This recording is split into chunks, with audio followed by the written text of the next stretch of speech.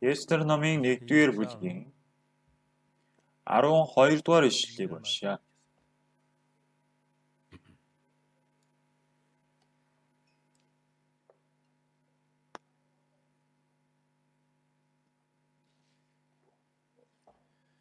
Гэвч хатан Ваштийг тайгнуудаар дамжуулсан хааны тушаалаар ирэхээс татгалзав.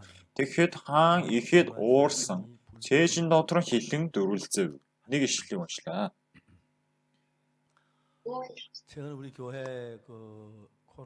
За сүүлийн үед сүмдэр коронавигаас болж ирж чадахгүй болоо зүүмээр интернетээр цуглаан хийж байгаа нь бас сайн байна.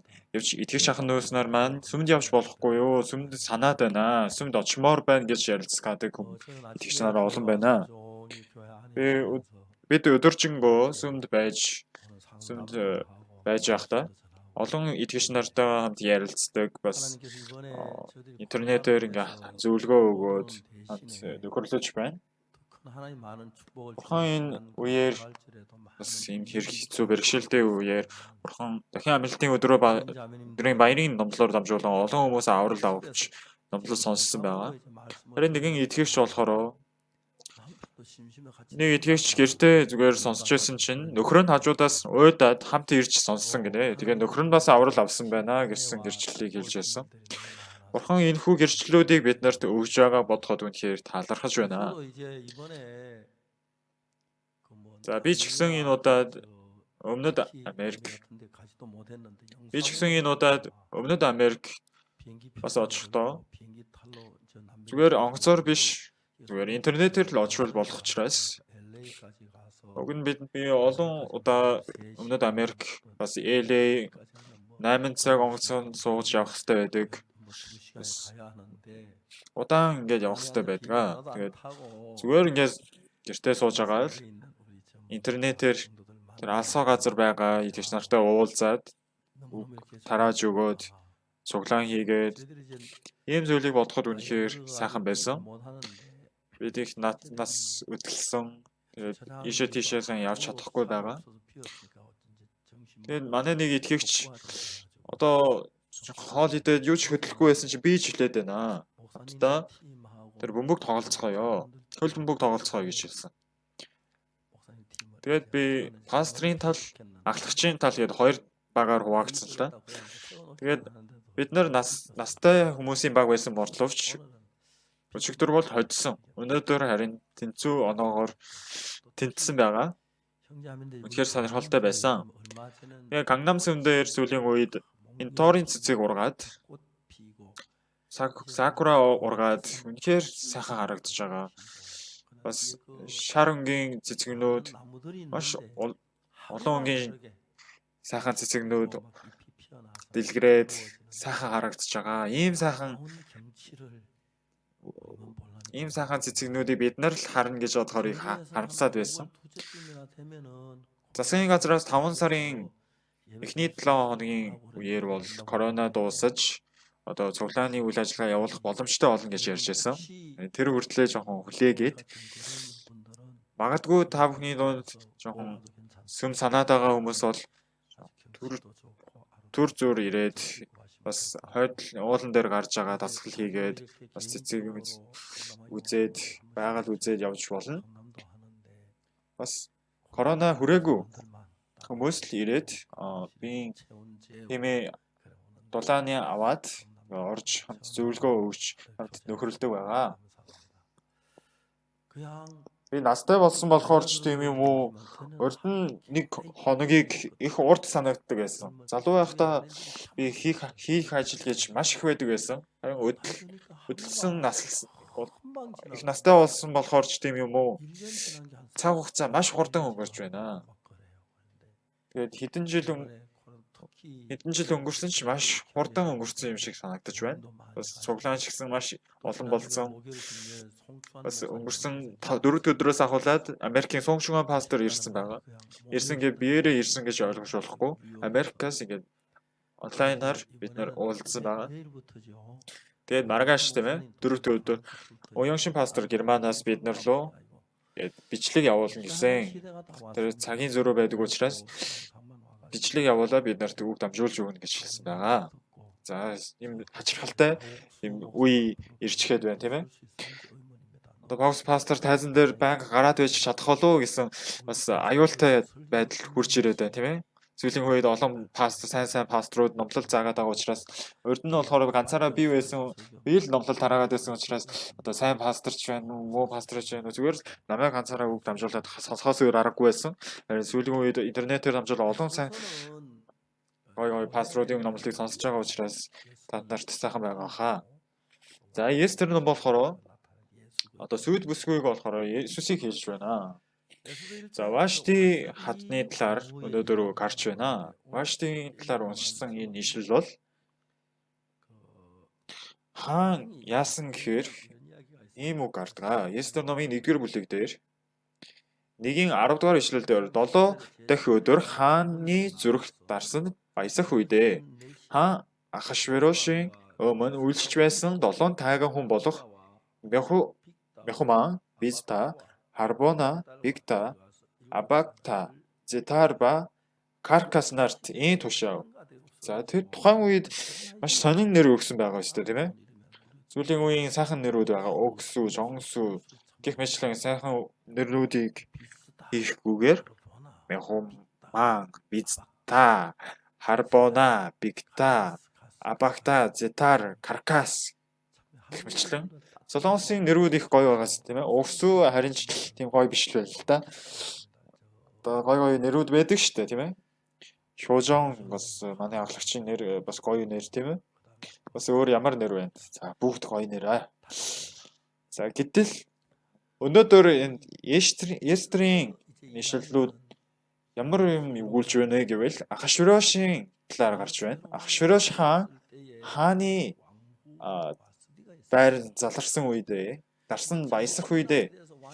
За тэгээ найр болсон байна. Тэгээд дарсан баясаад их найрлаж, цэнгэж, наадж агаад түүний хатан нь үнэнхээр туйлын үзэсгэлэнтэй байсан юм шиг байна. Хатан байсан боловч хаан ганцаараа хатны гоо үзэсгэлэн харахад харамсаад ер нь бүх иргэдтэй харуулад хатны гоо үзэсгэлэн ард түмэн болон ноёдод харуулаад бүгдээрээ найрлан цэнгэж тэхийг хүссэн байна. Тэгээд 7 хүнийг хатан руу явуулаад хааны тушаал буулгаж байна гэд.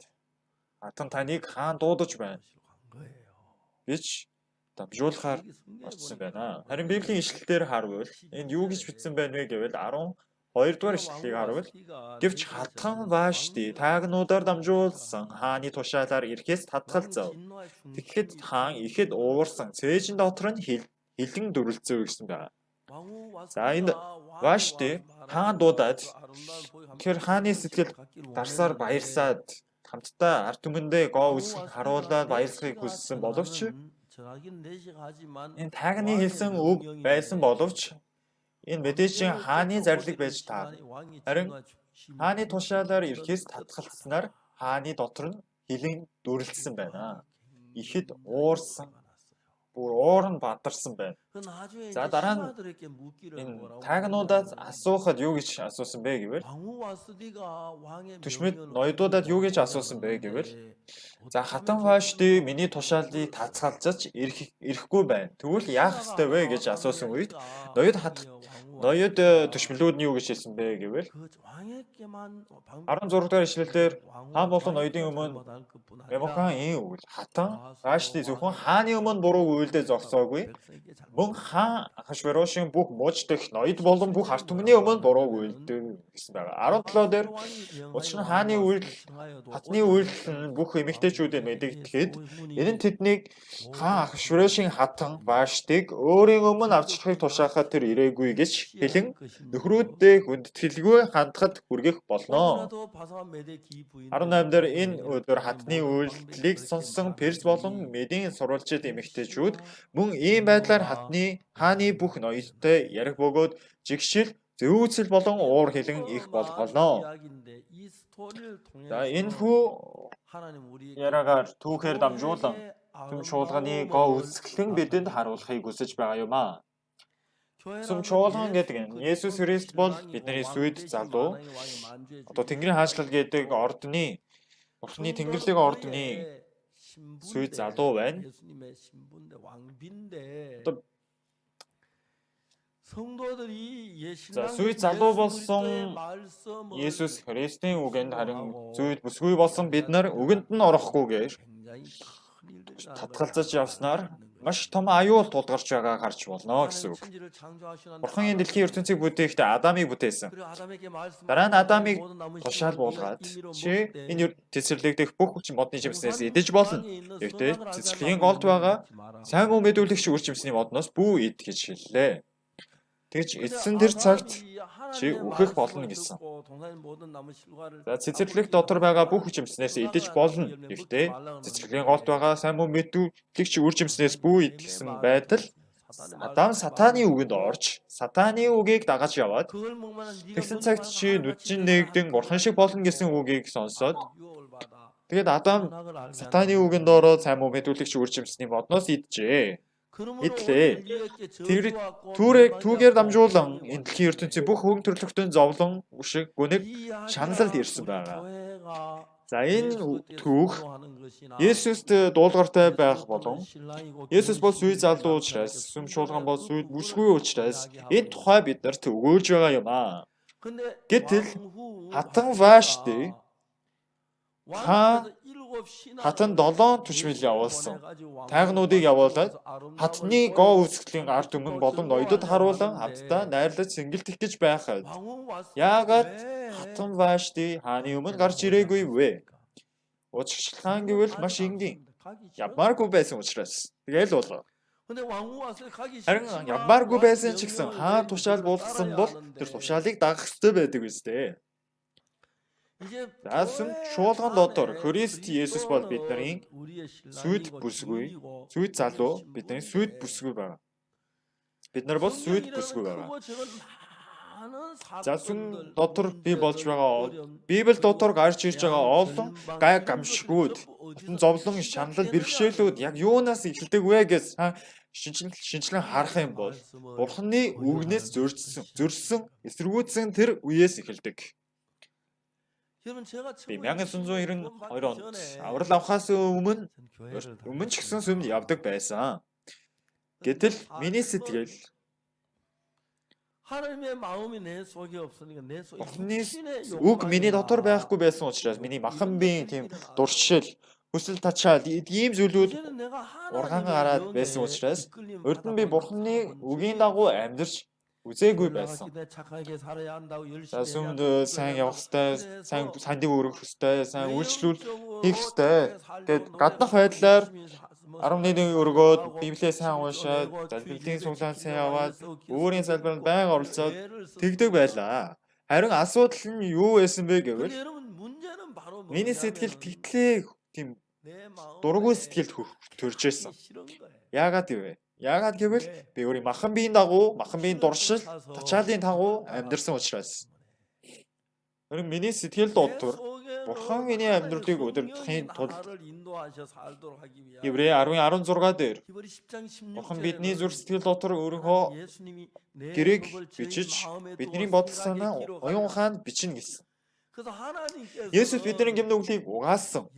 Тэр цагт уучлсан тэр цагт Есүс Христийн гэрээ тушаалуудыг бидний сэтгэл дотор бичиж, сийлж, бидний сэтгэл ч гэсэн мөн адил Есүсийн сэтгэл шигээ урсдаг болгож өгсөн байгаа гэсэн үг. За тэгтэл эхнэр нөхөр хоёр хорим хийгээд амьдарч байхдаа эхнэр нь нөхрөөсөө хоёулаа аянд явах уу? Хаашаа аяллаар явах уу гэд сэтгэл нь нийлээд хамтдаа аяллаар явбал ямар сайхан бэ?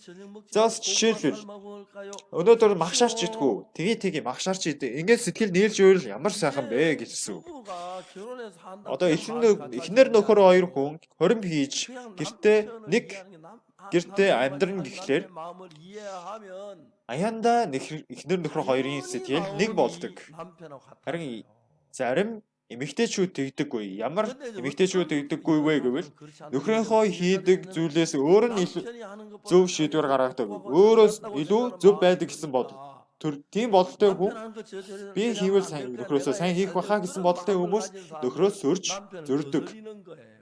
За эмэгтэй эрэгтэй хоёр 그럼 хүн бие 둘이 биендээ 정말 сайн 사랑하는 дурлалцаад 마음으로 сайхан 결혼하고 хорим хийгээд сайхан 기뻐서 амьдарч 결혼을 байгаад 했는데 харин бие биенийхээ 서로 сэтгэл нь 마음을 таарахгүй, нийлэхгүй, нийцэхгүй 나누시니까 байгаа учраас маргаан 남편이 үүсэж, 행복하지 않고 아내도 зэвүүд 행복하지 жигшил 않고 үүсдэг, 다툼이 гэр 되고 бүл нь 분쟁이 хагарал 생기고 үүсээд, 그러면서 гэр бүл 이제 нь үр хүүхдүүд нь 연마하고 тэгж зов 자기들이 шаналдаг 불행한 тийм 그런 зүйлүүд 아는 болдог 문제들이 билээ. 일어나는 거예요. За ийм тал дээр бурхан юу гэж хэлсэн бэ гэвэл 근데 여러분 이 부분에 Есүс 있어서 Христ бол бидний 하나님은 сүйд залуу юм аа. 예수 그리스도는 우리의 бид нар бол 신랑이시고 Есүс Христ бол 모든 우리는 бидний 왕이요 сүйд бүсгүй гэж хэлж 신랑인데 болно. 그 Харин бид нарыг сүйд 위치로 Есүс Христ бол сүйд залуу гэж бидний сүйд бүсгүйгийн байр суурь тавьсан 우리가 байна. 사는 삶은 Харин биднэрт 뭐냐면은 асуудал үүсэж байгаа зүйл нь юу вэ гэвэл Есүсийн амьдрал бидний амьдрч ирсэн аж 때문에 төрөх ёс өөр байсан учраас 우리가 예수스 예수 байгаа 그리스도와 같이 сэтгэлийг 살 수 있도록 бидний зүрх 뭐냐면 сэтгэл дотор хийж 예수님이 가지신 оруулаад 그 마음을 우리 бидний 마음속에 сэтгэл болон Есүс 넣어서 Христийн сэтгэлийг 우리의 Бурхан нэгдүүлж өгсөн 마음하고 учраас 예수 그리스도의 마음은 нийлүүлж 똑같이 өгсөн 열리기 учраас 때문에 그냥 우리가 бид нар тэр 마음을 сэтгэлээ 따라 үлээж аваад 살면 Есүсийн сэтгэлээр л амьдрал 예수의 마음을 따라 살면 бүх зүйл 돼요. сайхан болно гэсэн үг. За урд нь би сүмд явдаг 저는 байсан гэж хэлсэн тийм 옛날에 ээ. 정말 제가 Харин 교회를 сүмд явхаасаа 다녔지만 урд нь сүмд явж байхдаа 받기 нүгэл их 전에 хийдэг байсан. 참 나쁜 짓을 많이 했어요. Би 1951 онд би 44 онд төрсэн юм чинь 51 он гэхлээр одоо хэдэн настай вэ? 7 настай байсан тийм ээ. 이제 몇 살입니까? 7 настай байхдаа манай ээж өөд болсон. 어머님이 Тэгээд хойд солонгос өмнөд солонгосын дайн болсны дараа жил манай ээж нас орсон. Манай ээж эмнэлэг явах тийм завсарч байгаагүй. Манай ээж болохоор 0-д орчоод гинт ухаан алдаж унсан. Харин тэрнээс нэг хэдхэн өдрийн хоногийн дараа өөд болсон байгаа. Тэр үед би 7 настай юм чинь юу ч мэдэхгүй. Тэгэл ээжигээ гаргаал. Тэгээд манай ээж нас барсан чинь тэр цагаас хойш миний амьдрал тэр чигтээ хоосон санагдсан. Энэ хоосон санагддаг байсан. Тэгээ манай эгч байдаг байсан. Манай эгч яг л манай ээж шиг надад ханддаг байлаа. Тэгээд амьдрал маань үнэхээр хэцүү тэртэй байсан. Ээжигээ нас барснаасаа хойш 1 сарын дараа манай ах цэрэгт явсан. Тухайн үед дайны тийм уур амьсгалтай байсан учраас манай аав ч гэсэн гэртээ зүгээр байгаад байж чадахгүй байсан. Тэгээд би 7 настай, манай дүү нар 3, 4 настай тиймэрхүү байсан.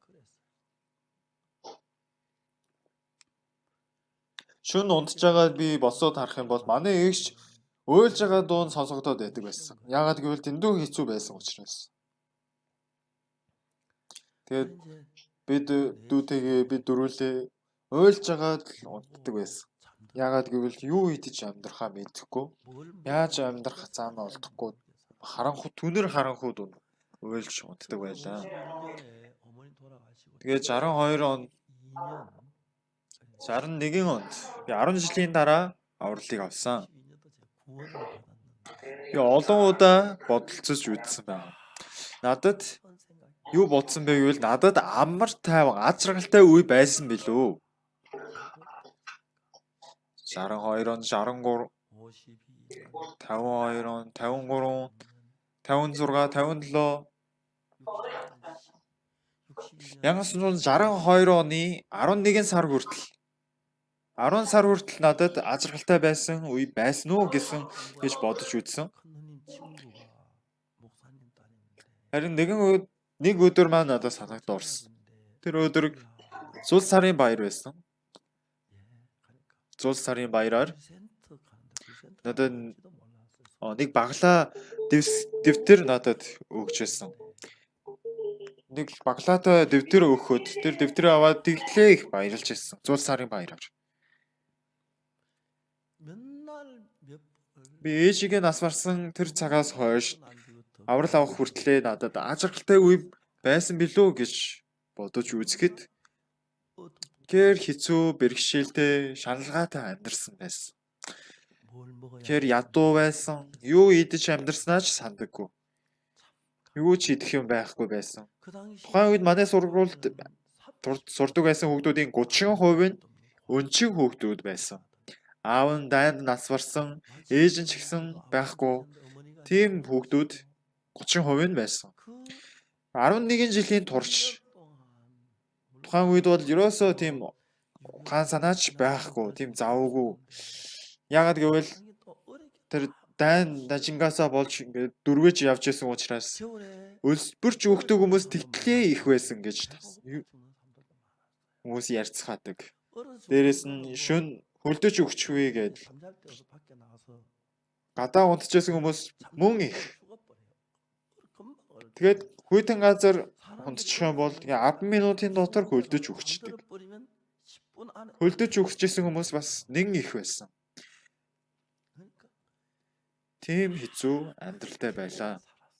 Ажрал гэдэг юу болохыг ч баяр хөөр гэдэг юу байдгийг ч мэдлгүйгээр тэгэж амьдарч байгаад 1962 оны 10 сард би Есүс Христтэй анхлан уулзсан билээ. Одоо ч гэсэн тэрийг бодохоор яг л зүүд шиг санагддаг. Манай хойдлын уулан дээр гарвал ойшоогоо маш сайхан. Өдөр бүр өөр харагддаг. Яагаад гэвэл өдөр бүр шин цэцэг дэлгэрч, шин навч соёолж байгаа учраас. Тэгээд хойд тохроос цонхоор би хойдлын уулыг харах юм бол, ойтой уулыг харах юм бол их сайхан харагддаг. Одоогийн миний амьдарч байгаа амьдрал маань ийм сайхан болж өөрчлөгдсөн. Өшөө өөр юу хүсэх вэ? Өшөө өөр юу хүсэх билээ? Есүс миний амьдрал дотор орж ирж миний амьдралыг өөрчилж өгсөн байхад юу хүсэх вэ? Крашас даралдууны чуулга эхлүүлэхэд ч гэсэн үнэхээр аажралтай байсан. Бас IYF залуучуудын нийгэмлэг байгууллагыг үүсгэхэд ч гэсэн маш сайхан байсан. Бас нэвтрүүлгээр миний номлол гарч байхад бас гадаад руу сайн мэдээ түгээгч илгээх үед Бенин Африкийн Бенин улсад цуглааны байр барихад тэр үе мөчүүд миний сэтгэл санаанаас мартагдчихгүй байдаг. Яагаад гэвэл энэ ертөнцийн хаанаас ч олж авч чадахгүй баяр хөөр тэнд байгаа. Найдвар байгаа, ажиргал миний дотор байгааг анзаарч байгаа юм аа. Илгцүүлээд бодож үзэхээр Йоханнесбургт бид нар маш өргөн тал дэвсгэр газрыг бид нар худалдан авсан. Харин тэр газрыг зарах гээд хичнээн зар тавиад хичээсэн ч зархдаггүй байсан. Тэгээд нэг газар очиод харлаа. Тэгсэн чинь тэр газар нь үнэхээр сайхан тийм мөргөлийн газар байсан. Тэр газар нь одоо хүмүүсийн зам их явдаг газар байсан. Бас үнэхээр сайхан байгальтай тийм газар байсан. Яагаад зарах гэж байгаа юм бэ гэж асуусан чинь дээрэмчид их ирээд байна гэж хэлсэн. Тэгээд тэнд ажилладаг пасторт та нар тийм хашаа барьчихаа. Тэгвэл зүгээрээ гэж хэлсэн. Тэгээд тэр байшнаа тойруулаад цемент нь хашаа барьсан байгаа. Тэгээд одоо бол тэр газар болохоор үнэхээр сайхан газар болсон. Тэгээд тэн дээр бид нар цуглааны байрыг шинээр барьмаар байгаа. Газар нь үнэхээр өргөн газар болохоор орон сууц барьж болохоор тий. Орон суудч барьж болохоор нэг төв замаас 1 км-ийн дотор байгаа. Бас байгалийн гоё үнэхээр сайхан газар байгаа. Тэн дээр бас бид нар орон сууц барьд юм уу гэж бодсон. Орон сууц барихад үнэхээр сайхан суурьтай газар байсан. Бас 10 давхар өндөр байр бариад солонгос тийм өтөлсөн настай болсон итгэгч нарыг тэнд байрлуулд юм уу гэж бодож байна. Араг орон сууцсан нэг 50 сая вон зарцуулах юм бол нэг өрөө гарчхаар сайн харагдаад байсан. Солонгост болохоор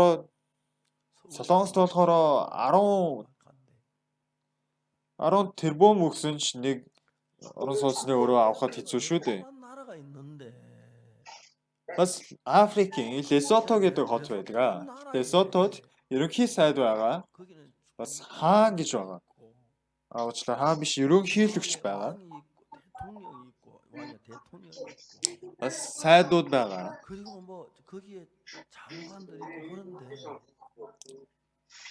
Тэгээ би өглөөний онгоцноос буугаад дараа өдрийн өглөөний онгоцон суугаад ирсэн. Яг 24 цаг Лесото улсад байсан. Харин 24 цагийн турш энэхүү улсын хамгийн дээд зэргийн зэрэглэлийн олон түшмэлтүүдтэй уулзсан. Тэнд ерөнхийлөгч гэсэн дээд зэргийн албаны хүн боловч тухайн улсад болохоор ерөнхий сайд нь илүү дээд зэрэглэлийн хүн байдаг. Тэгээд Лесото улсын ерөнхийлөгч сайд нартай уулзахад биднэрт хамгийн дээд зэргийн газрыг бид нар бэлгэлмээр байна гэж хэлсэн. Хотын төв газар, яг төв газарт бид нарыг өгөөд тэнд манай сайн мэдээ байгууллагыг барих гэж цуглааны барих гэж байгаа. Тийм зүйлүүдийг бид нар бодохоор үнэхээр талархаж байна. Мөн орчин үед сэтгэлийн боловсрол гэдэг юм байгаа. Түүний олон хүмүүс энийг сураарай гэсэн байна.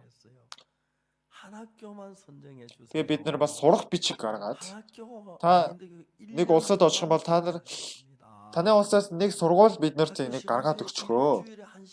Тэр сургууль дээр чинь бид нар сэтгэлийн боловсролын сургаалт явуулмаар байна. Тэгээд нэг 7 хоногт 50 цагийн сургаалт явуулаад сурагчны сэтгэлгээг өөрчлөх болно. Тэгээд нэг жилийн дараа албан засгийн газраас та нар судалгаа явуулаад үзээрэй. Сэтгэлийн боловсрол явуулаагүй явуулсан тэр хоёр сургуулаа харьцуулж үзээд. Манай сэтгэлийн боловсрол сурсан хүүхдүүд илүү дээр байвал тэр сургуультай бүх сургууль дээр хэрэгжүүлж төлөвшүүлмээр байна гэсэн байна. Одоо дунд сургуулийн хүүхдүүд 10 жилийн хүүхдүүдийн төлөө бид нэр тийм сурах бичиг гаргасан байгаа. Одоогоор 2 ном гаргацсан байгаа. Тэрүүгээрээ бид нар зааж боломжтой болцсон байгаа. Тэгээ дараа жил намрын улирлаас ахуулаад 1 жил өнгөрөх юм бол дараа жилээс ахуулаад 8 сар 9 сар болчих юм бол ихэнх тэр тухайн улсын сургуулиуд 10 жилийн сургуулиуд бүгд сэтгэлийн боловсролын ангитай болно. Тэгэхээр тэр сургууль олон 10 жилийн сурагч нар сэтгэлийн боловсролын боловсролтой болно гэсэн үг. Хүн номыг зүгээр 10,000 төгрөгөөр тооцсон ч маш их хэмжээний ном зарагдах болно гэсэн үг.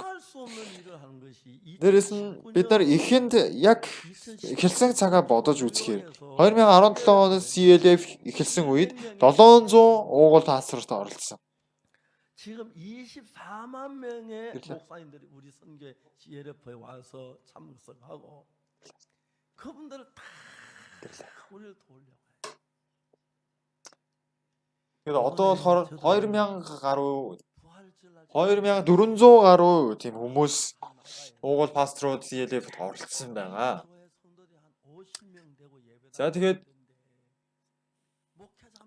Америк бид нар дахин амилсны баярын номлолыг бас бид 6 сая гаруй итгэгч нар оролцсон байна. Одоо дэлхийд даяар тийм ээ. Дэлхийд даяар бүх ард түмэн бидний онлайн цуглаанд оролцож байна. Одоо өмнөд Америк гэж бодож үзэхэд өмнөд Америкийн маш олон хүмүүс миний номлолыг испанилаар орчуулсан номлолыг сонсож байгаа гэв. Энийг бодох тусам маш их талархаж байна. Мөн корона дуусах юм бол бид нар Zoom-ээр дамжуулан Библийн семинар явуулах тийм төлөвлөгөөтэй байгаа. Бид нар семинараа зүүмээр явуулаа. Дэлхийд цацаад дэлхийн бүх өнцөг бүрт байгаа улсын хүмүүс итгэгч нараа оролцох боломжтой бол. Над шиг хүн тийм ээ. Тэг юм нүгэлд живцсэн, автцсан амьдралтай байсан. Үнэхээр амьдралын тэр сүрх хамгийн доод зэрэглэлийн хүн байсан над шиг хүнийг Библи дотор байгаа маш олон нууцуудыг Бурхан надад зааж өгсөн байна. Мөн түүнчлэн гэм нүглийн уучлалын тухай маш дэлгэрэнгүй надад зааж Бурхан харуулж өгснөөр ертөнцийн сүмийн олон хүмүүс бидний номлолуудыг сонсоод гайхширдаг байна. Бүр гайхаж хоцордог. Америкт очих юм бол Багянгүй пастор наад руу оройн дахин амьсны кантат тоглолт үзэхээр явцгаая гэсэн. Тэгээд Америкт нэг 5 цагийн машинаар явах тийм зайтай газар очиж бид нар Испани хэлээр ярьдаг сүм байсан. Тэр сүмд очиж бид нар англиар яриад би солонгосоор ярил л да. Харин Хулио Америк манай Gracias Naraluni чуулгын гишүүн Хулио гэдэг дуучин миний үгийг орчуулсан Испани хэлээр. Тэгээд дахин Абилтын баярын тоглолтыг Gracias Naraluni чуулгаг тэр сүмийнхэнд үзүүлээд дараа нь би үг дамжуулсан байна. За үг дамжуулсаад дуусангуудаа тэр уугуул пастор нь энэ дээр гарч микрофоноо байрснаа ихэнд юу гэж хэлжсэн бэ гэхээр бид нар ямар удаан хугацаанд өөрсдийгөө нүгэлтэн гэж хэлж явж байваа. Одоо бид нүгэлтэн байхаа болсон гэж хэлж байгаа. Пастор баг энэ дээр ойлон баран байж энэ үгийг хэлсэн. Тэгээд дараагийн өдөр болохоор би том сүмийн том шуулганы төлөөлөгчтэй уулзах тийм хөтөлбөртэй байсан. Тэр гадаадаас Нью-Йорк хүртэл надтай уулзахын тулд онгоцон зуугаад ирсэн юм. Тэгсэн чинь эрэхтэй өөр пасторыг Нью-Йорк пасторыг дагуулад ирсэн байгаа байхгүй юу? Та хоёр яаж уулзаад ирсэн бэ гэсэн. Тэгээд тэр хоёр болохоор угаасаа тийм Христийн шашин дотор найз байсан гэж байгаа. Тэгээд нэг Нью-Йорк ирэх ажил гараад Нью-Йоркт ирсэн чинь найз руугаа нэг ярьсан гинэ. Найзаа би Нью-Йоркт ирчлээ гэсэн чинь. Өчиг яагаад ирвэ? Би хүнтэй уулзах байгаамаа. Хинтэй уулзах байгаа гэсэн чинь. Паулус пастортай. Юу гинэ? Паулус пастор уу? Сайн мэдээ чуулганы Паулус пастор уу? Эсвэл өөр Паулус пасторыг ярьж гэнэ үү? Тийм ээ, чиний мөн сайн мэдээ чуулганы пастор. Тэр пастор чинь өчигдөр манай сүмдэр семинар хийсэн штэ. Ямар байсан? Их гоё байсан. Гоё номлол болсон. Тэгээд би ч гэсэн очил тоо. Хүрээдэр гэж байгаа. Тэгээд цуг очсон. Үнэхээр сайхан цаг болоод сайн мэдээ дамжуулсан. Тэгээд тэр хоёр төлөөлөгч пастор сайн мэдээ дамжуулах тийм боломж олгосон. Би болохоор юу ч биш хүн юм аа. Тэгэд би аврал авахдаа би бол үнэхээр бузар муу адгийн заваа амьдралаар амьдэрсэн учраас би өөрийгөө хизээж пастор хүн болно гэж бодож үзээгүй байсан. Би гэм нүглийн авралыг авсны дараа үнэхээр бурханд талархсан л та. Тэр тухайн үед надад 10,000 одоогийн мөнгөөр нэг 10,000 төгрөг вон 5,000 ч гэлөө 10,000 вон байсан. Тэр мөнгөө хандив өргмөөр санагдаад ерөөсөө болж сэтгэл нь ингээд хөдлөөд болж өгдөг. Тэгээд хулгайсан ч бай бурханд хандив өргмөөр байгаа тийм шин сэтгэл дотроос ориглон гараад байсан. Тэгээд тэр өдөр би ямар дуу дуулсан бэ гэвэл ийм дуу дуулсан.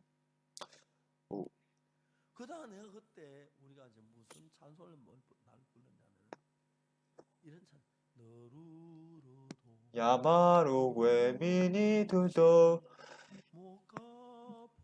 имнүлэо ямар үгүй гэдэг тэр магтаалын дуу миний толгойн санаанд ороод тэр магтаалын дууг дуулсан. Энэ магтаалын дууг би дуулангаа би болдгсон бол би өөрийнхөө махан би өргөмөр байсан. Над шиг хүн энэ махан биеэр юунд ашиг тус болох вэ? Ерөөсөө ашиг тус болохооргүй санагдаж байсан. Тухайн үед хойд өмнөдийн дайны дараагаар Зөвхөн эмэгтэйчүүд дандаа гэртээ байж байдаг байсан. Тухайн үед айлд ороод үзэх юм бол дан эмэгтэйчүүд.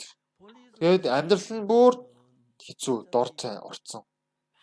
Тэгээд гэр дотор нь ямар ч хогшил байхгүй, тавилга байхгүй. Гэр дотор нь одоо гал тавингууд гэр дотроо нийл удаа бол.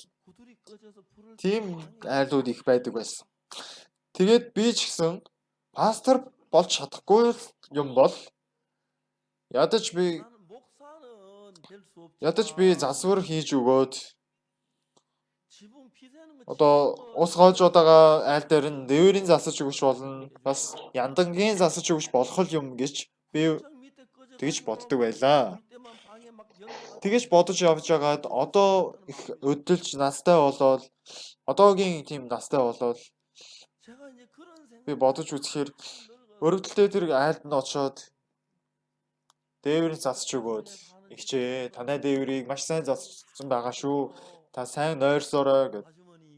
Танаас нэг юм гуйж болох уу? Нэг аяг ус өгөөч.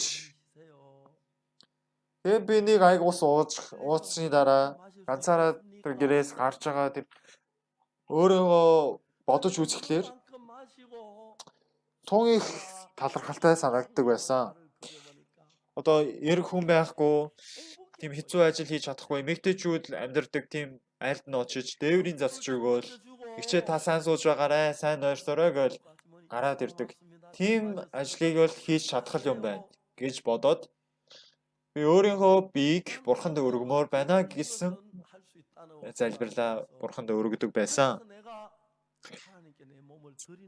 Одоо тэр цаг чинь одоогоор 19 настай байсан. Одоо 70 гарцсан. Бараг 80 хүрэх төхөж байна. Тэгээд намайг 50 настай байхад би 60 хүртэл наслвал яах болоо гэж боддог бас. Би ер нь 60 хүртэл наслах болов уу? 60 хүртэл наслвал би яаж амьдрах вэ? Харин 60 хүрсэн үхээгүй. 70 боллоо бас үхээгүй. Тэгвэл ингээд наслаад байвал 90 хүртэл амьдрах юм шиг байна. 80 хүртэл наслах юм шиг байна ямар ч тийч. Одоо 3 жил өнгөрөх юм бол 80 хүрнэ. 3 жил үлдсэн байна. Одоо энэ сайн мэдээний цууратал дэлхийд даяар тараагдаж байна. 6 сая хүмүүс дахин амьдсны баярын үгийг сонссон гэдэг. 6 сая гэдэг чинь их тоо шүү дээ. Над шиг хүн ийм хэрэгцээгүй хүн. Одоо ч гэсэн би эзэнд өргөмөр байгаа ганц үг юу вэ гэхлээр эзэн минь та бол хаан билээ. Бид нар бол хатнууд байна. Харин эзэнтэйгээ сэтгэлээ нийцүүлэх энэ ч нэг ч хэцүү биш. Ерөөс хэцүү биш. Библиэлд харвал эзний сэтгэлд ил тод бичигдсэн байдаг. Сүүлийн энэ удаагийн Библийн сургуулийн сурагчдад нэг асуудал гарсан.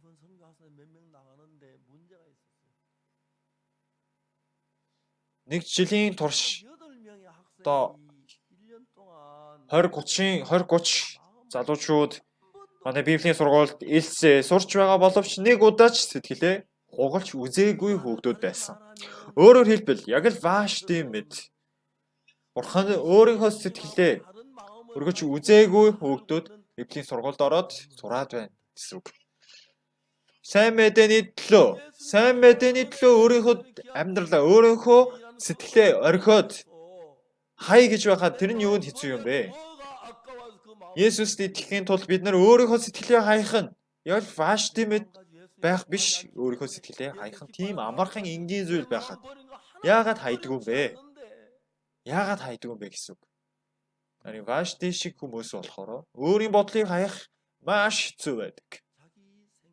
Харин Есүст итгэж, Есүст хайртай, Есүс хайрладаг хүмүүс бол Есүстэй сэтгэлийн нийцүүлээ гэвэл өөрийнхөө сэтгэлдээ бол Есүстэй нийцүүл чадахгүй гэдгийг мэдж байгаа учраас миний сэтгэл бол үнэхээр бодсаар муухай сэтгэл шүү дээ. Үүнийг хаяж, үүнийг орхих нь үнэхээр сайхан явдал шүү дээ.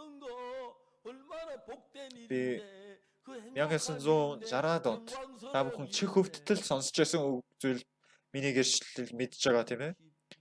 Би офицерын шалгалтанд орсон байхад би тэр үеийн шалгалтанд шүднээсээ олж унсан байгаа. Тэгээд би ийм л хүн байна гэдгийг ойлгоод өөрийнхөө бодлыг орхиж Есүсийн сэтгэлийг амьдрах болсон. Есүсийн сэтгэл бидний сэтгэл нэг болсон үед ямар зүйл болох вэ гэвэл бид нар Библийг уншихдаа өөрийнхөө бодлоор унших болон Есүсийн сэтгэлээр унших хоёр харьцуулшгүй ялгаатай юм. Библийг унших болгон Есүс миний сэтгэлд ухааруулж өгдөг. Ингэснээр ингээл Бурхан ажилтдаг юм байна. Ийм маягаар Бурхан энэ дотор ажиллах юм байна. Ийм нууцуд миний нүдэнд өртөж харагдсанаар над шиг муухай мөхөс хүний дотор Есүсийн сэтгэл орж ирээд Есүс надтай нэг сэтгэл Есүсийн сэтгэлдээ нэг болсноор Бурхан миний дотор ажиллахыг хараад ямар их талархдгийг бас тайлбарлахын аргагүй юм. Би 20-од жилийн өмнө миний түнх муу байсан.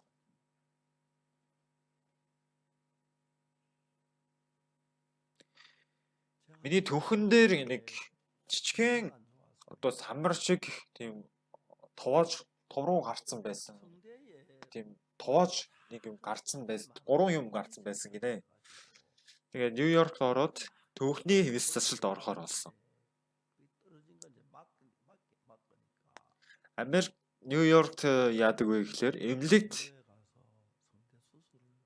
эмнэлэгт очиж хаалгаа хийдэг биш. Бид нар эмчийг худалдах авах хэрэгтэй. Хаалгааны эмчийг худалдаж авах хэрэгтэй. Бас би мэдээ алдуулах эмчийг бас худалдаж авах хэрэгтэй.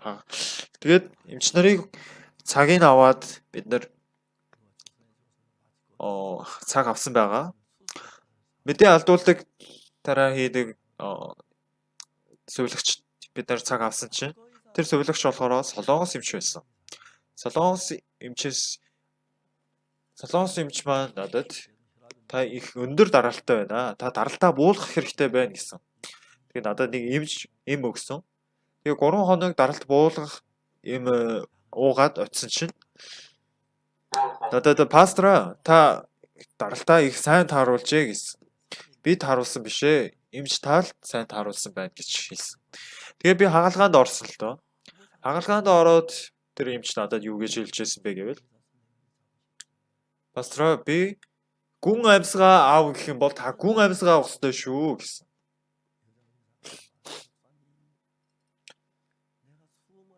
Тэгсэн чинь нөгөө эмч маань пастора одоо гүн амьсгаа аваарай гэсэн чинь гэж ямсгалсан. Тэгсэн чинь хагалгаа дууслаа гэсэн. Тэгээд намайг мэдээгүй байхад надад мэдээ алдуулах тариа хийсэн байсан. Тэгээд хагалгаанд орсон. Хагалгааны дараа миний дуу зүг зүгээр болсон. Тэгээд тэрнээс хойш би даралт буулгах ийм 3 өдөр уусан учраас даралт нь буурсан. Харин дараа нь дахиад өсөх ёстой байж тээ тийм ээ. Харин настай болох тусам даралт нь ихсээд байдаг нь мэдээжийн хэрэг боловч даралт нь ихсдэггүй. Тэр үедээ буурсан даралт хിവэрэл байгаад байсан. Үнэхээр талархмаар байдаг. Би усан сэлэхээрээ даралт бас өгсдөг байгаа. Одоо 183-аас 78 орчим болдог. 183-аас ч дээш гарах үеч байдаг. Тэгээд Хуан Ёжон эмчтэр бас би нэг үзүүлэхэд цус нь 10 ихэнх хүмүүс 14 байдаг боловч би 14, 11, 3 байна гинэ. Цусны хэмжээ их байна гэсэн үг. Цус нь их байх тусмаа сайн гэж хэлсэн. Цус нь харин багадах юм бол муу байдаг. Гемоглобин гэдэг цусны өтгөрлийг яаж хэмждэг вэ гэвэл дээр үед цусыг өтгөн биш цус болохоор жоохон хэмжихэд л шууд өнгөнд гарч ирдэг. Харин өтгөн биш цус болохоор баг ус хийсэн ч өнгөнд гарч ирдэг гинэ. Тэгэд өнгөнд гарч ирэхээр гемоглобин гэдэг цусны өтгөрлийг хэмжиж болдог гэж байна. Ямар ч тач бурхан надад их эрүүл болгож өгөөд, намайг эрүүл болгож өгөөд гадаад руу их явдаг учраас цагийн зөрөө их гардаг.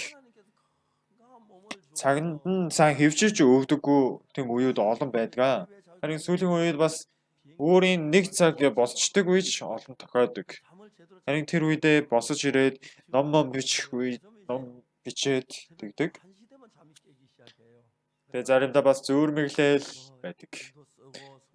Ямар ч би өөрийнхөө амьдралыг ингээд харвал ариун төгс бурхан эзэн надад туслаж бурхантай нэг сэтгэлтэй болгож нийцүүлэхийн тулд ганцхан миний сэтгэлийг орхиулахыг хүсэж байгаа.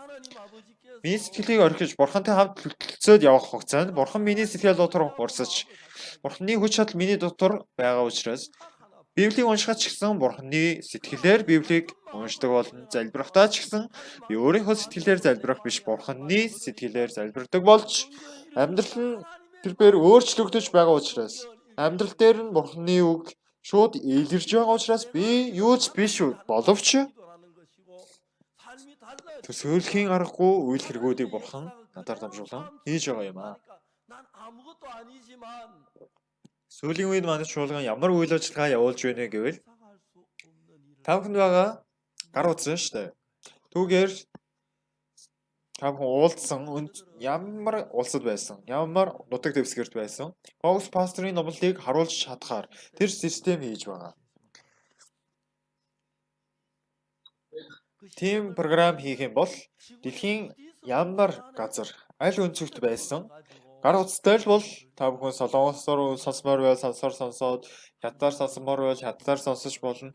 Францаар сонсомоор байвал францаар, испаниар сонсомоор байвал испаниар сонсож болно. Тэр 5 хэлээр сонсож болдог програм хийж байна.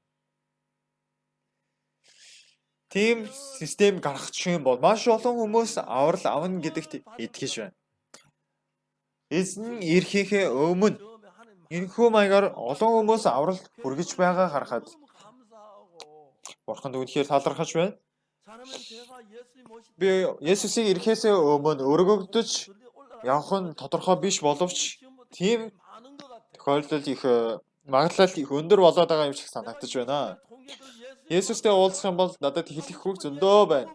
Есүсээ над шиг хүн юу болоод яагаад намайг аварсан бэ? Над шиг хүнийг та яагаад харж үзээд над шиг хүнд ийм агуу ажил үүрүүлж байгаа юм бэ? Манай сүмийн олон итгэгч нар өөрийнхөө сэтгэлээ орхихгүйгээр, өөрийнхөө бодол санаа хаягахгүйгээр өөрийгөө өөрийн бодлоор амьдрсаар л байдаг. Манай сүм дотор бас ажиллаж байгаа сайн мэдээ түгээгч нар ч гэсэн болохгүй байгаа сайн мэдээ түгээгч нар яг л тийм учраас л тэгдэг. Би болохоор үнэхээр хэцүү үед амьдарч ирсэн учраас өөрийгөө үзен яддаг байсан. Өөрийгөө үнэхээр тайлж хаймаар байсан. Өөрийн махан бийг үнэхээр өс сандаг байсан. Үзен яддаг байсан.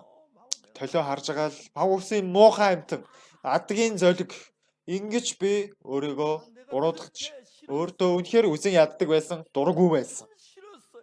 Тийм болохоор би өөрийнхөө бодлоо хаяад Есүсийн сэтгэлийг хүлээж авах дэндүү амархан байсан. Есүсийн үг миний сэтгэл дотор ороод ирсэн чинь, Есүсийн үг миний сэтгэлдээ нэг болсон чинь. Тэр цагаас хойш Бурхан миний дотор ажиллаж байгаа харахад үнэхээр талархууштай, үнэхээр сайхан байсан. Харин өнөө үеийн залуучууд өөрийнхөө сэтгэлээ хайж чадахгүй болохоор өөрийнхөө сэтгэл дотор байгаа одоо сайн сайхан бодлууд, заваа бодлууд, бохир муухай бодлууд, гим нүгэлт бодлуудаа хүлээж аваад амьдрах юм бол сүйрхэн тодорхой мөртлөө тэр бодлуудаа хаяхгүй харин итгэж болохгүй бас сайн мэдээ түгээгч болохгүй л хичээгээд байдаг. Харин тэргийг хаягаас татгалзаад авах шаардлага юу вэ нэ? Өөрийнхөө бодол дотор чинь дандаа муу муухай зүйлээр дүүрэн байгаа штэ. Есүсийн сэтгэлээ хаяхгүй бол бид эзэн хаях юм бол Есүс туслаад Есүс бидний дотор ажиллах байтал. Тэгвэл та бүхэн үнэхээр талархахгүй штэ бол. Өчигдөр бас уурчигдөр Сүүонд очсон. Сүүонд би урд нь Баруун Африкт очоод Баруун Африкт болохоор Франц хэл бас Америк хэлээр англиэр ярьдаг энэ хоёр хэлээр хуваагдана. Бас үндэсний нутгийн хэл гэж бас байдаг. За Францаар ярьдаг Африкийн улсууд цөөхөн бас англи хэлээр ярьдаг улс орнууд бол гадаадтай илүү харилцаа сайтай байдаг.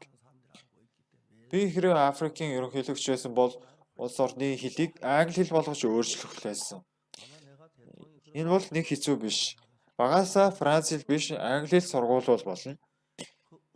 Тэгээд бага англитэй сураад ахлах сургуулаа бас дээд сургуулаа англи дээр сурвал маш амархан англи хэл сурч байна. Тэгээд Франц хэлтэй Африк улсуудад сайн мэдээ түгээгчийг дутуу байсан. Тэгээд Франц хэлтэй улсууд руу 30 сайн мэдээ түгээгч нар явуулаа. Тэгээд Сүүон хотод Африк пасторуудыг бид нар сургуулуулсан. Корона болохоос өмнө Сүүон хотод Африкийн Франц хэлтэй пасторуудыг 30 пасторууд сургуулсан байгаа. Сургууль явуулаад тэднийг зүгээр сургууль дасгал явуулах. Сургууль дасгал ингээ суух гээд одоо энэ байгаад байгаа биш. Одоо коронавигаас болж явж чадахгүй болсон. Одоо хөл хорионд байгаа гэсэн үг. Одоо сургууль боловсролын цаг дууссан л та. Харин тэр уул пасторууд болохоор Солонгосоос явах өнгөц байхгүй. Тэгээ буцаж өөрийнхөө нутаг руу явах болцоо байхгүй болсон. Тэгээд тэд нар чинь одоо 5 сараас хойш явах юм онгоц байхгүй болохоор байхаас өөр аргагүй болсон.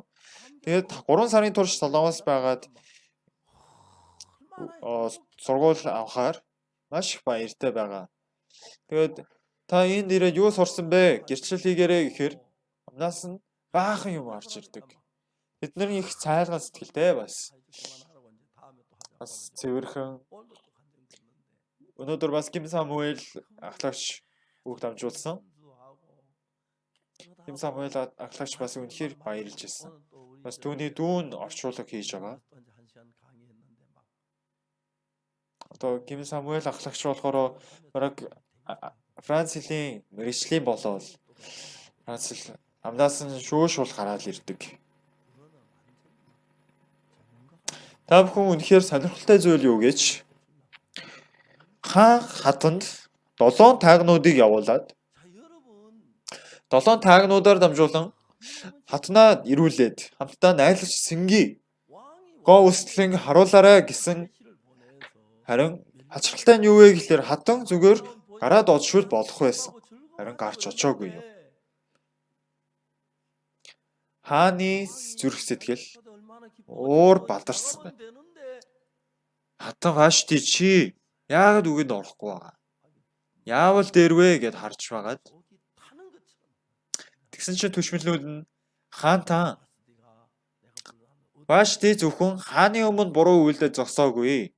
Мөн хаан Ахшвирошийн бүх муучдагт ноёд болон бүх арт түмний өмнө бурууг үйлдсэн. Яагаад гэвэл таны хатан хааны үгэнд ороогүй мэдээг сонсох юм бол олон эхнэрүүд нөхрийнхөө үгэнд орохгүй байх болно. Маш томоор шийдэх ёстой гэсэн байна. Их эмх замраагүй байдал үүсгэж байгаа гэсэн. Тэгээ шууд түүнийг хааны орноос шууд шийтгэл буулгах гэсэн байна. Энэ юуг илэрхийлж байна вэ гэвэл бид нар бол Есүсийн сүд бүсгүй байна. Сүд бүсгүй бол Есүсийн үгийг сэтгэлдээ суулгаж авах ёстой. Есүсийн үгийг бид нар зүрх сэтгэлдээ суулгаж авахын тулд эхлээд яах ёстойг мэдхүү. Есүсийн сэтгэлээс зөрүүтэй бодлуудыг бүгдийг нь хаях ёстой. Бид нар харьцуулаад үзэх юм бол Есүсийн үгнээс ялгаатай адилгүй үгнүүд байгаа. Ийм адилгүй зүйлүүдийг бүгдийг нь авч суглан хаях ёстой юм.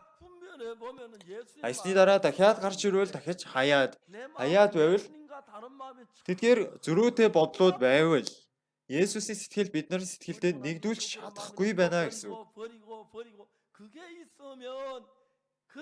Сайн мэдээ түгийгч нарын дунд сайн мэдээ сайн тарааж чадахгүй байгаа. Пасторууд ямар пасторууд гэж Есүсийн сэтгэлээс шал өөр сэтгэлтэй байгаа пасторууд.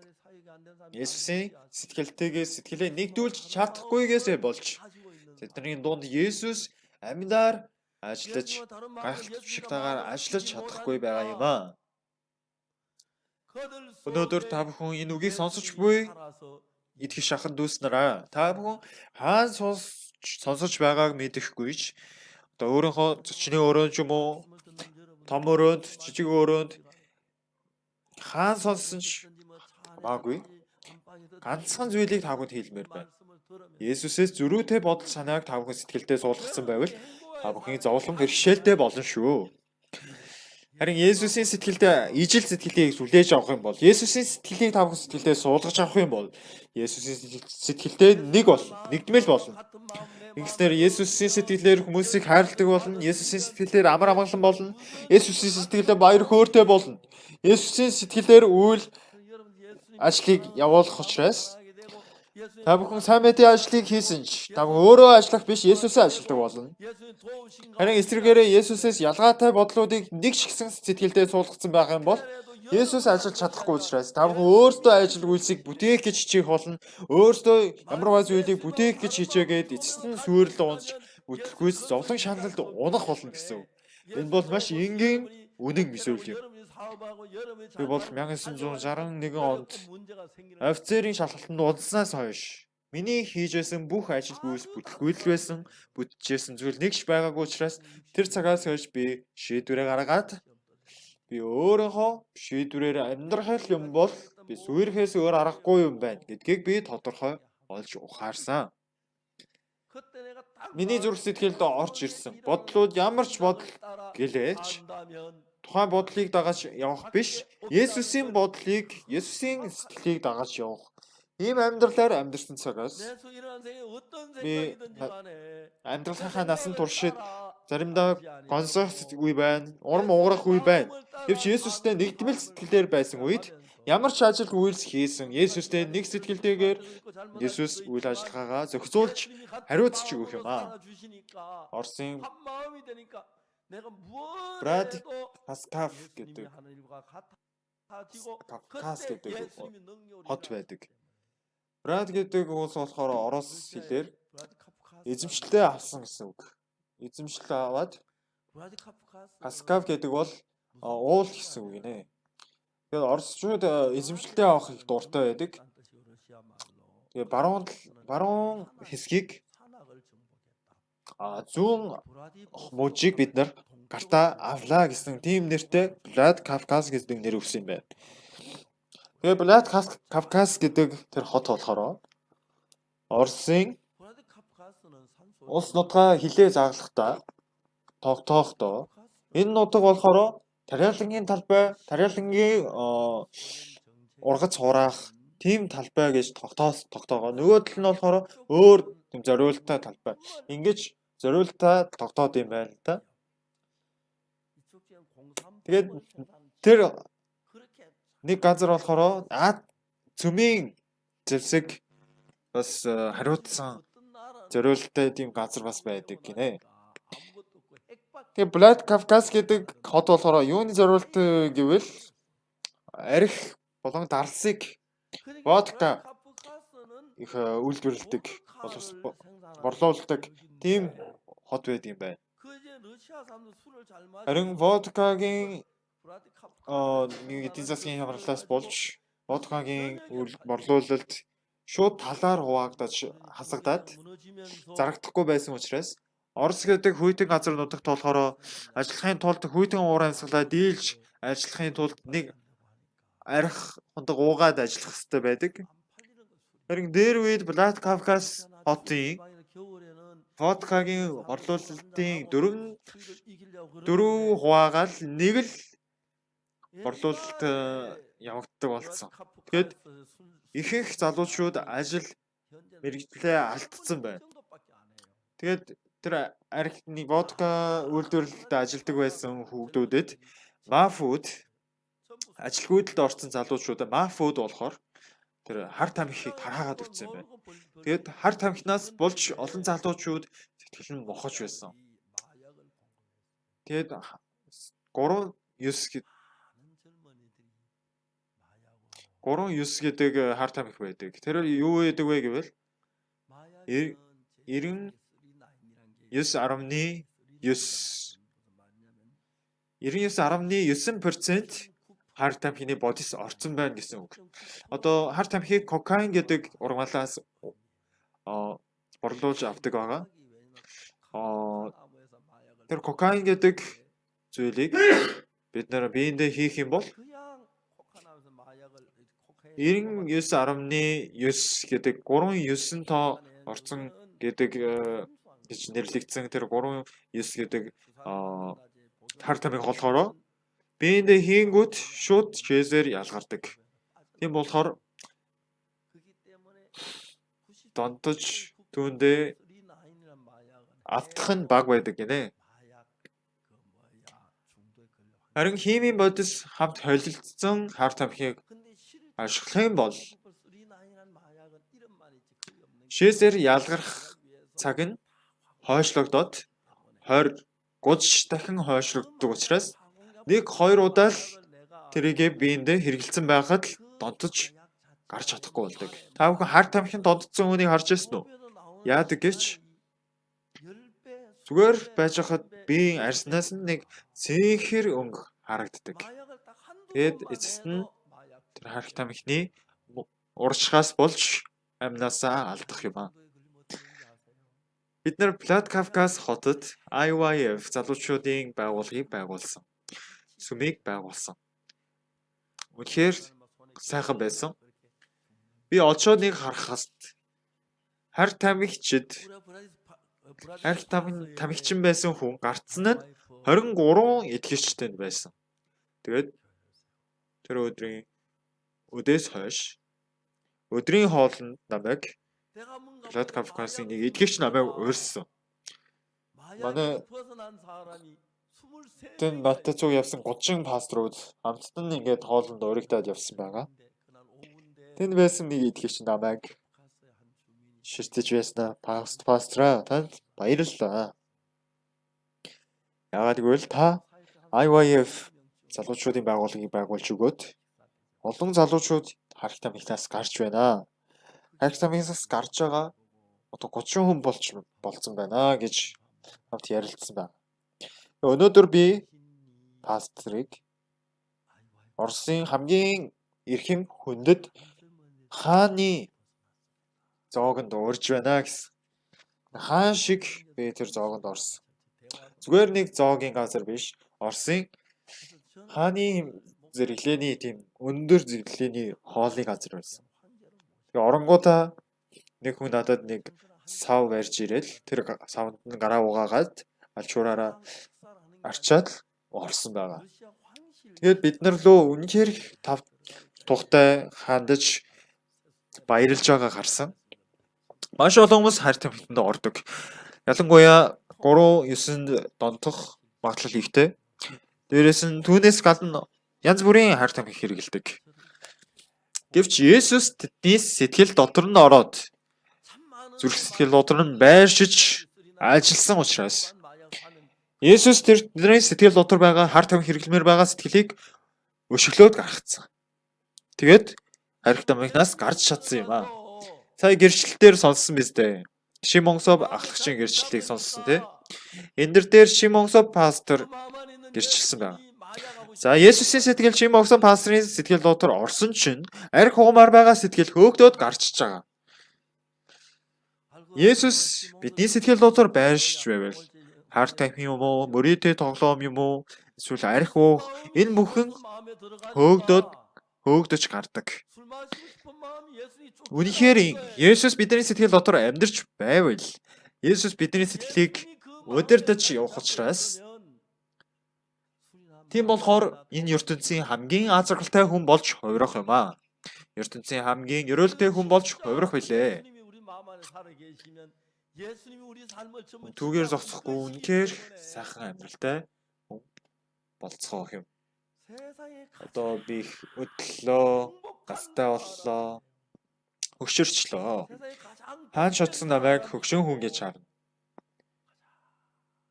Гэвч ийм би балдраараа эрүүл байлгаж өгж байгаадаа бас өндөр даралттай байхад даралтыг минь бууруулж өгдөг. Даралтыг яг зөв хэм хэмжээндээ тааруулж өгдөг бурхан. Миний бүх амьдралын бүх үйл явдлыг хянаж өгж байдаг эзэн Есүст. Би бол тэр Есүстэй л өөрийнхөө амьдралаа гартан даатгаж амьдарч байна. Хэрв та бүхэн сэтгэлд чинь өөрийн бодол байвал Есүс бол үнэхээр тэртэй санагдах болно. Үнэхээр дургуутсах болно. Есүс та бүхний дотор орохын тулд, таалагдахын тулд та бүхэн өөрийнхөө сэтгэлийг орхиод Есүсийн сэтгэлдээ нэгдмэл байсан цагт та бүхэн ямар ч үйл бүтээл хийсэн ч билээ тэр чинь та бүхний хийсэн үйл бүтээл биш, Есүсийн хийсэн бүтээл болох юм аа. Есүстэй нэгдмэл сэтгэлдээ болох юм гэсэн үг. За Үйлс номдэр харах юм бол би Саулыг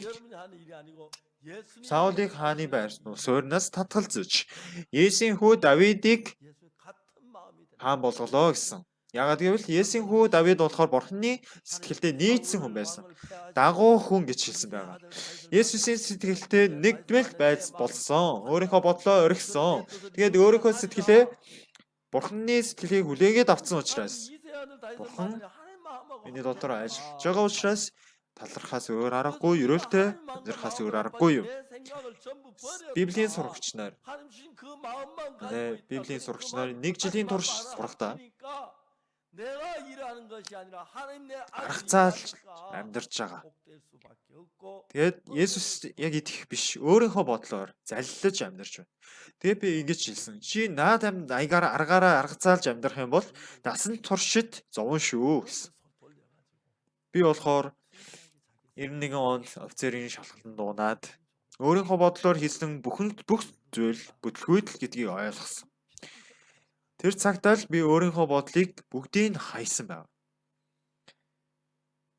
Бас тэр цагаас хойш бас л миний сэтгэл дотор байн олон бодлууд төрдөг. Гэхдээ эзний үгийг хамгийн түрүүнд тавьдаг. Заримдаа тэр өөрийн махан биеийн бодлыг дагаж явах үе байна. Дагаад явах үе байна. Хөдлөгдөх үе байна.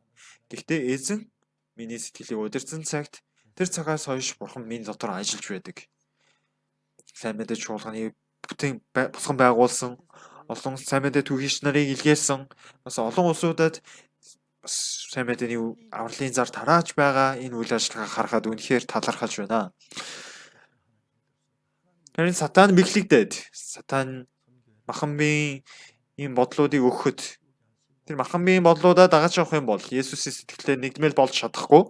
Харин Есүсийн сэтгэлдээ нэгдмэл болохын тулд өөрийнхөө бодлоо бүгдийг хаяад Есүсийн сэтгэлийг бүгдийг хүлээж авсан цагт байгагаар нь хүлээж авсан цагт тэр цагаас хойш би амьд буй биш. Миний дотор Есүс амьд байгаа юм аа. Өнгөрсөн 3 жилийн турш Хонконгд очиж CLF явуулахад бас Америкт очиж CLF явуулахад бас Танзания улсад олон улсуудад CLF пассвордын зөвлөлийн хурал явуулахад өнгөрсөн амар хэвчтэй тий. Би Танзания Африкийн Танзания улсад очсон. 2000 гаруй уугуул пассворд заал дүүрэн суудсан. Хоосон заагүй суучихсан. Тэр үед би сайн мэдээ тараасан байна. Тэгэд хожим нэг хэсэг хугацааны дараа нэг хүн гинт босоод ирсэн. Яагаад босч юу гэсэн чинь бүжиглээд байгаа байхгүй юу? Би тэрийг бас анх удаа харсан. Үг дамжуулаад ах чинь өөдөөс нь босож ирээ бүжиглээд яахаа мэдэхгүй. Тэгээд би тэрийг хараад инээсэн. Тэгээд хамтд нь бүжиглсэн. Тэгээд олон пасторууд итгэж хүмүүс аврал аваад баярлж талархаж байгаа харсан. Африкт очоод сайн мэдээ тараагаар олон тийм пасторууд цугладаг. Тэгээд 700 гаруй пасторууд цугласан газар би үг дамжуулахад нэг хүн асуулт асуусан. Пастораа, бидний гимнүгэл нь уучлагдсаныг ойлголоо. Харин гимнүгэл уучлагдсаны дараа үйлсэн гимнүглээ яаж угаалгах вэ гэсэн. Тэгээд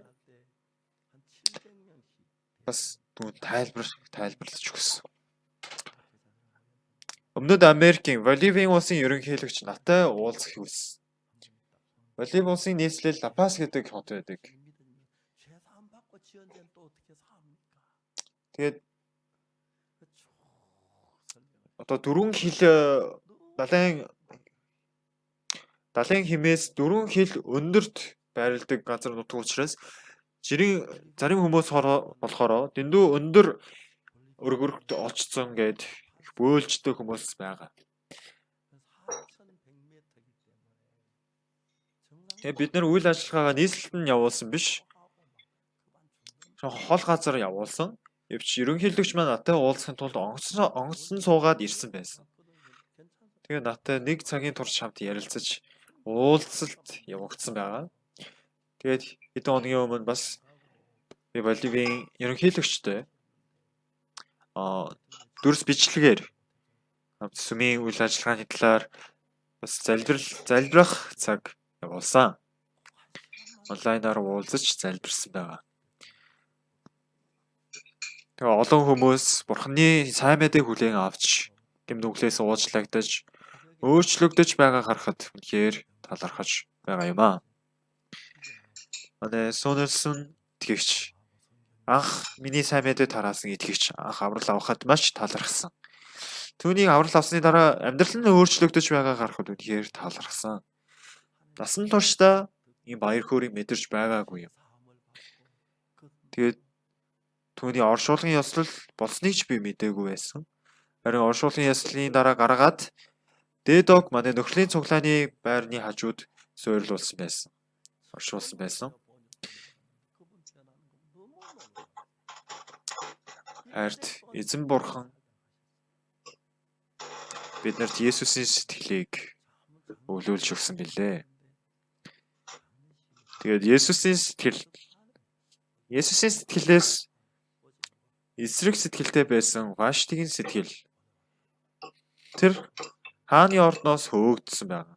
Яагаад гэвэл хааны сэтгэлээс өөр байсан учраас. Та бүхэн сүм чуулган дотор Есүсийн сэтгэлээс бусад сэтгэлүүдийг бүгдийг орхиж хаяад Есүстэй нэг сэтгэлтэй болох юм бол та бүхэн жижиг Есүс болж Бурханы алдрыг үзэх ерөөлтэй хүмүүс болцоо гэдэгт итгэж байна. Баттай итгэж байна. Хамгийн Есүслэг хүн хинбэ гэвэл Есүс бол Есүслэг хүн. Тэр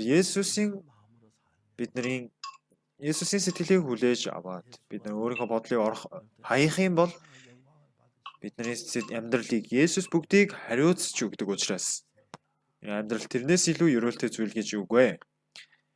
Бид нар сайн мэдээний төлөө амьдрах хугацаанд надад ч гэсэн маш ихээр ерөөсөн шиг та бүхний ч гэсэн Есүстэй нэг сэтгэлтэй болсон цагт та бүхэн ч гэсэн ерөөлтэй амьдралаар амьдрна гэж баттай итгэж та бүхнийг ерөөж байна. Залбирцгаая.